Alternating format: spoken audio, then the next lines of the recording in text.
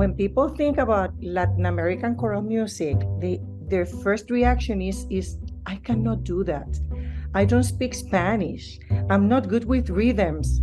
And it's and I want to say, but Latin American choral music is more than the Spanish, more than the rhythms, you know.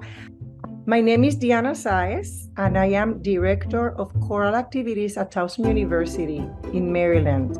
I always find it very interesting that I don't speak Spanish. Well, I don't speak German, right? And I don't speak Latin. And we are not scared of those languages. But for some reason, they think Spanish and they think, I don't speak Spanish. I have gotten that reaction many times, which I find it fascinating. So I want people to know that I will make that very easy for you.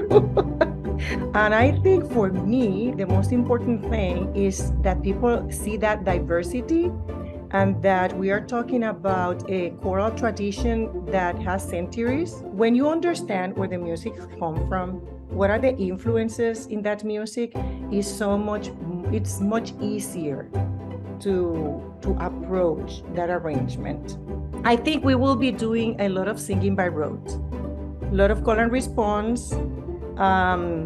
I'll probably pick a part from the piece, and I will start teaching by rote some of the rhythms, and maybe just let's feel it in the body. Let's move to this, and before we even approach the score, listen to the instruments. What sounds do you hear? And then when we go to the piece of music, you realize, oh, we are imitating those sounds. We are imitating the sound of the maracas when we are doing chacurucu, chacu, chacurucu, chacu, chacu, you see, or we are doing bling, bling, bling, bling, bling, bling, and we're imitating the plucking of the harp. And when we understand these connections, it makes it so much easier and fun too. And then of course, other like taran tatan tan taran kan kan karan karan kan karan kan kan. Where is that sound from? Probably from the timbales, hitting the sides of the timbales.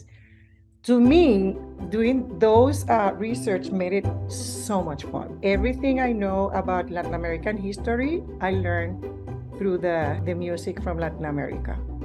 We will do some immersion into the culture of the Andes, the culture of the Caribbean, and maybe the culture of Venezuela. And just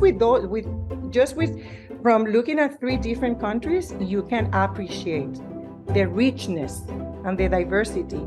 And to me, that's what makes it Latin American music so exciting. One of the things that could come out of these workshops is how to look at this music, how to research this music, how to approach this music if you need to teach it to one of your to a choir, how to start. To me, harmony is, and the word harmony, bringing together, blending sounds, it's magical.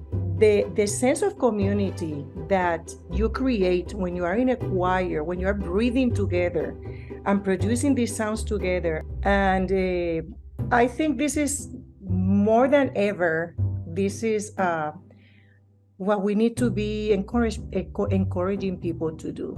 Getting together, creating community, and doing something that is actually bigger than ourselves, right? So we are going to be learning a lot, but always having fun.